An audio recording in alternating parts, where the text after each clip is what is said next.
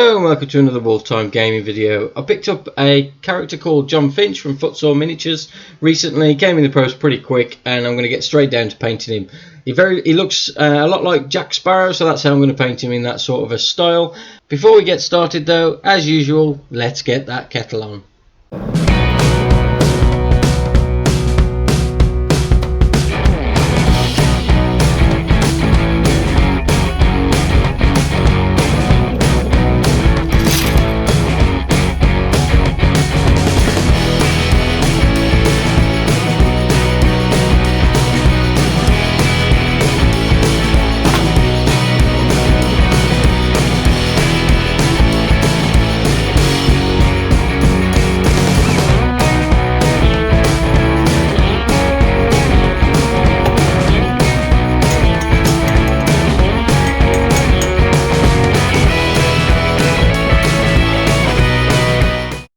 Okay, so the Mini doesn't come with a base, so I've stuck him on a spare 25mm Games Workshop base I had kicking around from some older projects. I thought it was a great sort of size, make him really stand up and frame the model quite nicely.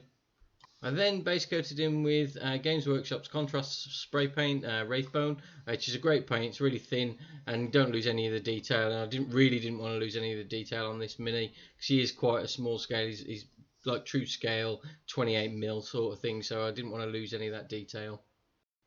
So the first colours to go down, as with many of the character models I do, is the eyes essentially. So the first thing I did was use Corvus black, and that was just to draw a line from the bridge of the nose to the edge of the eye, essentially just a line, so that sort of shades or gives a natural sort of shade around the eyes. I also at this stage painted his beard as well, because he's got like a moustache and a goatee, and I used the Corvus black on them because it was to hand. It was an easy paint to just go straight on there.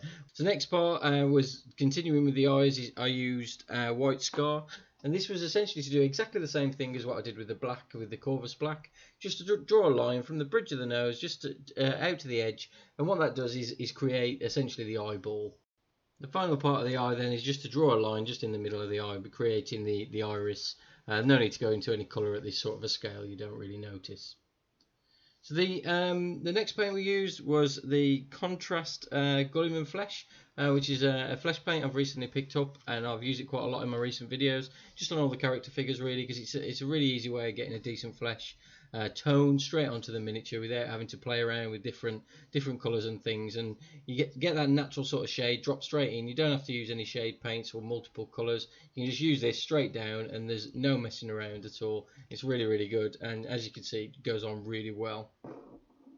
The next colour I used was the Contrast Blood Angels red, and this was to do his bandana. I did make a mistake on the bandana where there's a part of his dreadlocks to the right of his head. I actually mistook that for a part of the bandana, like where it's tied. So I redid that a little bit later, but I painted it red for now, and then I actually went back onto it as we go through the video, which you'll see as we come to it. The red again, the contrast red, is so much easier to use than using normal paints, and it's a really easy way to get some paint onto the miniature, again looking really good straight away. Next paint I moved on to was again another contrast paint, and in this instance it was black Templar, and this was to essentially pick out all of those black details, all the belts and things around the Mini, and he's also wearing sort of a jacket underneath his coat, and that's actually a black or a grey sort of a colour as well, I'll notice from looking at a few reference images. I also did his hat at this point. He's holding his hat just around to like his back left hand side there, so I painted that up as well and used the same colour. And his sword belt and scabbard as well were done with the same paint. The sword belt and scabbard though I actually went over a couple of times because I wanted that to look really black compared to the rest, so it stood out quite nicely. The next paint I moved on to was Contrast Wyldwood, and this was to do the brown areas, and I started with the boots in this instance. Now I went onto the boots with a really thin coat because I wanted them to stand out really lightly. If you look at any sort of reference images of Jack Sparrow, just on the internet or anything, the boots seem to be a lot lighter colour than the rest of the browns in his coats and things, where the leather sort of effect that you've got with the coat is quite dark. The boots did stand out to me as being very light, very sort of sun bleached, so I only used one very thin coat on the boots. As you can see with the jacket, I went on quite heavy, and I actually went back over the top of the jacket with a second coat as well. Just to note on the jacket, there's a few areas that you can see that I'm leaving as white, just around the cuff and around the centre part of the jacket where the buttons are, where it fixed together. Left those white because they're actually a tan sort of a colour rather than the rest of the brown. And I wanted to use another contrast paint to pick those out, which we'll come on to. There's a second coat of the brown going on now, and you can see it starts to look very, very different. And this is like two very different shades of brown that you're getting from using one paint as well, which is really, really effective, and actually is a lot more cost effective as well as just looking good. I also did the trousers as well with the same Contrast Wyldwood. Went on there again with quite a heavy hand, so I put quite a lot of coat on there.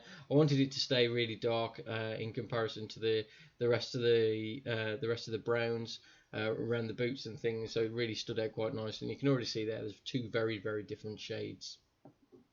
The next colour I used, I went back to Contrast Black Templar, just around his dreadlocks. Now he's got sort of blondie brown hair in the films and things, but I thought if I end up going too dark with the browns and things, you'd lose that colour into the jacket. So I went really dark, and I imagine this is quite his hair's quite dirty at this point, so I wanted to use a contrast black instead of a brown in the films, and I think it worked quite well. I then moved on to Contrast Skeleton Horde, and I used that just on the inside of the jacket, and also all those areas that I was talking about earlier around the jacket where the buttons are essentially. Again, I did this a couple of coats. Well, the first coat was a little bit too light for me. It was almost like a very light white sort of creamy colour with just a single coat, so I had to go over it a second time. Then moved on to Leadbelcher there's two buckles, one on his sword belt, one on his waist belt, and also there's the little coin just on his bandana as well, just at the end of like tether, and his sword of course as well. And all that was done with Leadbelcher. Really easy paint to go down, and it looks great when combined with a Nuln oil wash afterwards. Just on the sword as well, I also picked out just around the hilt of the sword, I used Retributor armour. It's really bright gold, so I did darken that down with some Nuln oil later. And I also did his compass. You see like a little compass just on his belt there, and I just did around the edges so it looked very similar to what you see in the films. I then switched from Games Workshop paints, and I used an Army Painter quick shade called Red Tone. And I used this in the past, and it sort of goes a pinky sort of a colour if you use it straight over the top of a white. And you'll notice in some of the films that this sash that Jack wears is very sort of sun bleached, and you've lost that redness on there, and so it's almost a pink colour. And this was great at doing that, and you can see it really looks really nice, and it really hits that nice pink shade really well. I then used Nuln oil around the areas I've previously talked about. So you've got the buckles. I wanted to darken those down a little bit. The sword, and around the hilt as well, just to make sure that they're all nice and dark.